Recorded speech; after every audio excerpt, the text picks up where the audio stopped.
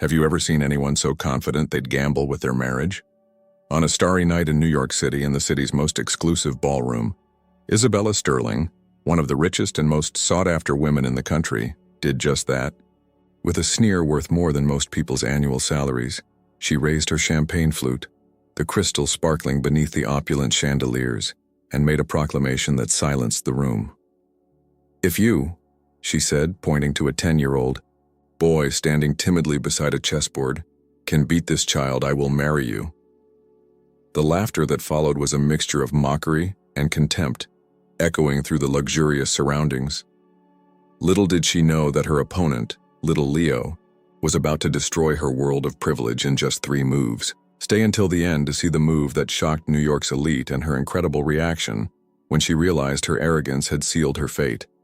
The scene was the culmination of the Sterling Foundation's annual charity event, a spectacle of performative philanthropy where the city's billionaires gathered to display their generosity, and more importantly, their status. Isabella, heiress to the Sterling real estate empire, was the hostess. For her, the evening was a tedious obligation, a social theater she had to perform. And the evening's main attraction, a chess exhibition featuring a young prodigy from a poor neighborhood, was, in her view, the height of boredom. The boy was Leo, a 10-year-old prodigy whose brilliant chess mind was his only ticket to that world of opulence. He was there, with his simple clothes and a look of wonder in his eyes, not to show off, but to share the beauty of the game he loved. The contrast between the two was stark, almost painful. On one side, the bored heiress surrounded by sycophants, treating her talent as mere disposable entertainment. On the other, a boy whose pure and innocent passion had placed him at the center of that stage of vanity. Isabella's bet wasn't an act of courage, but of pure disdain. She didn't see a genius in the making. She saw only a pawn in her own social game, a way to liven up her monotonous evening. Little did she know that on that 64-square board, true, power came not from money or a surname, but from the mind. And Leo's mind was about to checkmate her arrogance. This story will leave you speechless. If you believe in the power of talent over arrogance, leave your like icons to strengthen our channel. And if you're new here, subscribe so you don't miss any exciting stories like this. The collision between these two worlds was about to happen, and the consequences would be unforgettable. The inevitable collision between Leo and Isabella was the result of 2 lives that could not have been more different, 2 parallel universes that, by a quirk of fate, were about to collide that night. To understand the magnitude of that moment, we must delve into these worlds. Isabella Sterling's universe was forged in gold and privilege. From birth, she was taught that the world was her private playground. Her crib was a room overlooking Central Park. Her toys were ponies and trips to Europe, and her education was shaped by the most expensive tutors and the most exclusive elite schools on the planet. She never knew the word no. Her wishes were commands, and her worldview was simple. Everything and everyone had a price. The Sterling Empire was not built on kindness, but on hostile takeovers and a calculated coldness, traits Isabella inherited with pride. To her, people were either assets or liabilities. Emotions like empathy and humility were weaknesses to be exploited in others. The charity event, for example, was just another transaction in her life, a night of boredom in exchange for a favorable public image and tax breaks. As she selected a tens of thousands dollar couture gown for the event, complaining to her assistant about the quality of the fabric, her biggest concern was whether the Vogue photographer would capture her best angle. She saw the world through the lens of superiority, and that night Leo was merely an exotic object, a momentary curiosity to entertain her equally superficial guests. Across the city, in the pulsating, noisy heart of Brooklyn, lay Leo's universe. A universe that, though devoid of luxury, overflowed with something Isabella's money could never buy: love and genuine passion. Leo didn't learn chess in an exclusive club with renowned masters. He learned on a park bench with his grandfather, an immigrant who had brought with him from his homeland only 2 things: the hope of a better life and an old, worn wooden chessboard. The pieces were chipped, the varnish on the board long gone, But for Leo, this was the most magical realm in the world. Every game with his grandfather wasn't about winning or losing. It was about learning, about seeing the beauty in logic, the poetry in strategy. His brilliant mind absorbed each lesson, not as a duty, but with an insatiable hunger. While Isabella rode in a limousine, Leo took a crowded bus to small local tournaments, his notebook on his lap, where he reviewed the games of the grandmasters, dreaming not of trophies or money, but of the thrill of creating a perfect move, a beautiful game. His family made silent sacrifices to support his gift. His mother worked 2 jobs to pay the tournament entry fees, and his father gave up sleep to take him to competitions. They saw in Leo not a tool for social advancement, but a light, a pure talent that deserved to blossom. That night, as he walked into the opulent ballroom, smelling the expensive perfume and the sound of idle conversation, Leo didn't feel envy. He felt curiosity. To him, this stage was just another board, and the people, pieces in a complex game he was eager to understand. 2 worlds about to collide, represented by an heiress who had everything but valued nothing, and a boy who had almost nothing but valued the only thing that truly mattered. The passion that drove him, the passion that drove Leo took him straight to the center of that stage of vanity, the opulent imperial room of the Plaza Hotel. The air was heavy, thick with the scent of fortunes old and new. Crystal chandeliers the size of small cars cast a golden light over a sea of silk dresses and impeccable tuxedos. For the guests, it was just another Tuesday. For Leo, it was like entering another planet. In his simple clothes, a sweater, carefully ironed by his mother, and the finest shoes he owned, he felt like a piece of wood on a marble board. His eyes, accustomed to analyzing the 64 squares of a board, now tried to decipher a much more complex game, that of high society. He observed, with an almost scientific curiosity, how people smiled without moving their eyes, how their laughter sounded rehearsed, and how they held their glasses like scepters. For a moment, the grandeur of the place intimidated him. A lump formed in his throat. He looked for his grandfather's familiar face, which stood in an inconspicuous corner of the audience, and received an encouraging nod that said, "Remember the game, not the hall." Meanwhile, Isabella Sterling was the undisputed queen of that universe. She floated across the room, not walked. Every step was calculated, every smile a tool. She was the sun around which the lesser planets, the other millionaires, the politicians, the social aspirants, orbited. For her, Leo's chess exhibition was the tedious interlude before the art auction, the true event of the evening. She watched, the boy sitting beside the board with the same indifference with which he gazed at the flower arrangements. It was then, in a moment of supreme boredom and boundless arrogance, that the idea for the bet arose. Surrounded by a group of wealthy suitors all vying for her attention, she decided to create her own entertainment. "It's a shame that a talent like his should be wasted on such a dull game," she said, loud enough for everyone to hear. "But perhaps we can make it interesting." That was when she raised her glass and made the proclamation that froze the room, the bet of her own marriage. The proposal was so absurd, so humiliating that it served its purpose, to shock and amuse her private audience. She wasn't betting on herself, but on the impossibility of defeat. She was using Leo as a tool to mock the men courting her. What she didn't realize was that Leo across the room heard every word. He saw the mocking smile, heard the condescending chuckles. And in that instant, something shifted inside him. The intimidation vanished, evaporated. The lump in his throat dissolved and was replaced by an icy calm, a clarity of focus he only felt when deeply immersed in a game. He was no longer a frightened boy in a ballroom. He was a player. The room vanished. The mocking faces became a blur. All that existed was him, his opponent, and the board. The tension was now palpable. Whose side are you on? Comment below. Team Leo. If you're rooting for the boy wonder, or Team Isabella. If you think her arrogance is well-founded, I want to see your support in the comments. The stage was set not for an exhibition, but for a duel. The duel began not with the sound of a gong, but with the soft click of a chess piece being moved.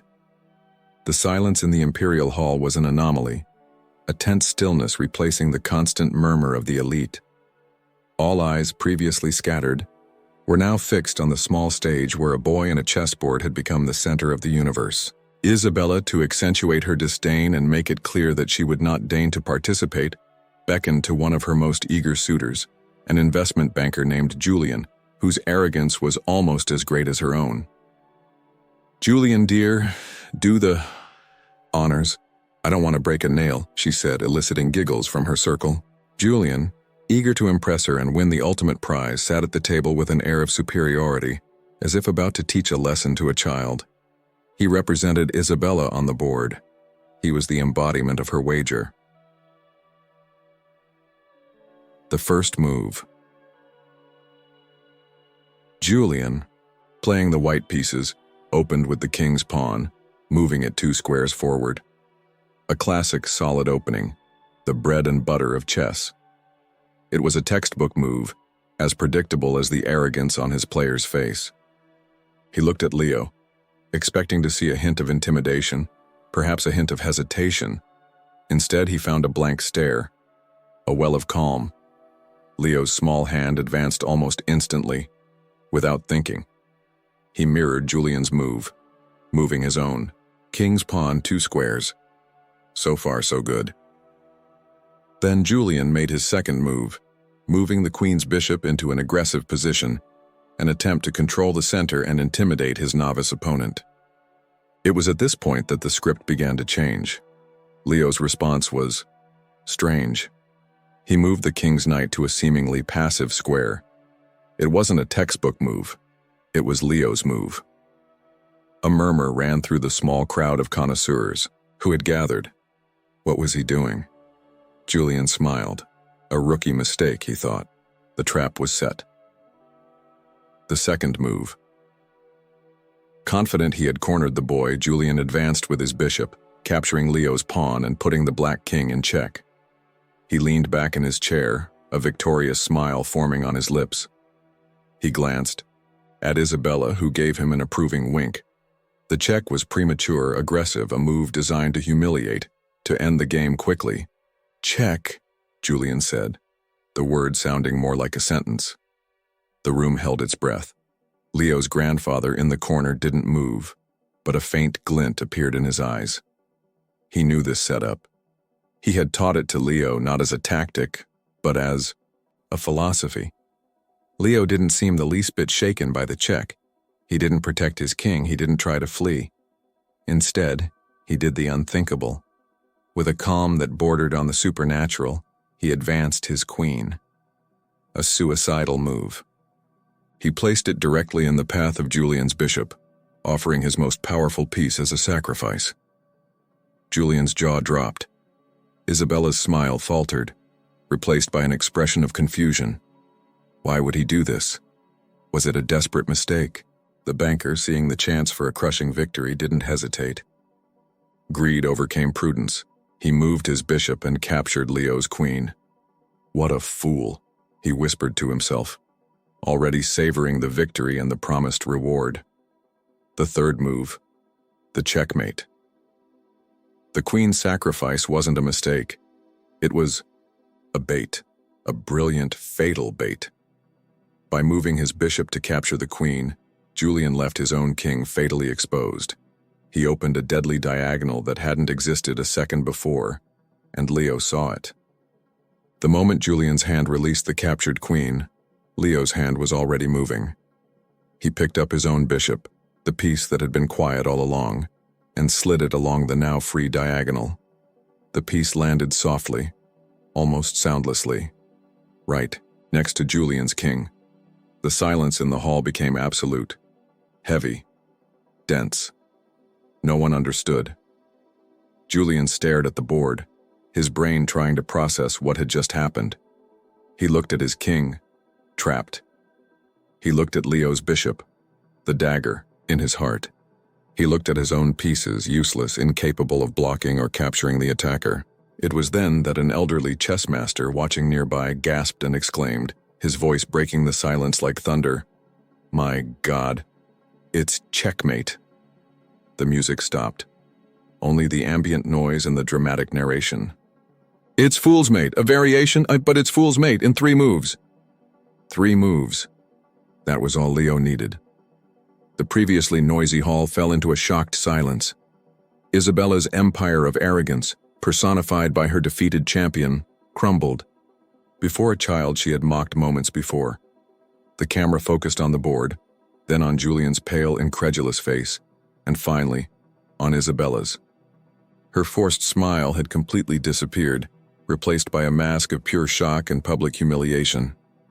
The bet was sealed. The bet was sealed. The phrase checkmate hung in the air of the Imperial Hall like a final sentence, and the silence that followed was more deafening than any applause. For a long second, time seemed to freeze. Isabella Sterling's face was a blank canvas. Her blue eyes, usually so full of disdain and self-assurance, were now blank, trying to process a reality her brain refused to accept. Losing? To her? To a child? In a game she considered trivial? Humiliation hit her in waves. The first was shock, an icy wave that left her pale under the golden lights. The second was denial. She forced a laugh, a high, fragile sound that fooled no one. "Oh, how cute. He's very good, isn't he?" "A lovely joke," she said, desperately trying to rewrite the narrative, to turn the humiliating defeat into a planned joke. But no one laughed with her. The eyes of everyone in the room were no longer fixed on her with admiration, but with a mixture of pity, astonishment, and barely concealed pleasure. The third wave, the most devastating, was anger.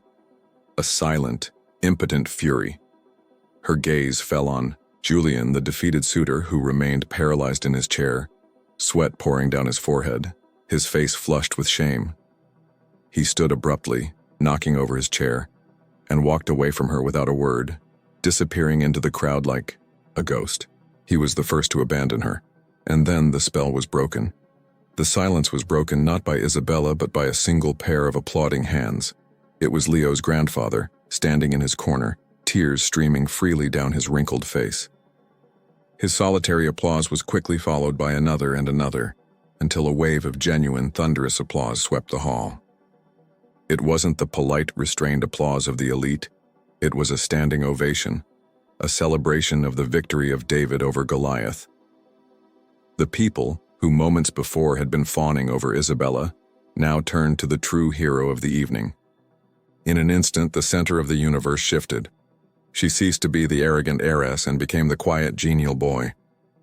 Dozens of cell phones previously tucked away were now raised. The cameras pointed not at the socialite, but at the board and Leo's serene face, which finally allowed a small smile to appear. He looked at his grandfather, and the smile widened. The event organizer, a man who had previously feared Isabella's wrath, rushed to the stage, grabbed a microphone, and, his voice cracking with emotion, announced that the foundation would award Leo a full scholarship to the country's most prestigious chess academy. Chess masters attending the event crowded around Leo, analyzing the final move, congratulating him on his brutal elegance. Meanwhile, the news was spreading outside the hotel walls. Someone in the audience had already posted a shaky video of the final moment on Twitter with the caption, "Billionaire heiress bets marriage on chess game against 10-year-old and loses in 3 moves." The hashtag #TheChance Chess Kid vs Heiress began trending globally. Its fall was as swift as checkmate. Isabella Sterling, forgotten on her own stage, watched everything as if from outside her body. The admiration she'd so cultivated had turned to scorn. The power she wielded had evaporated.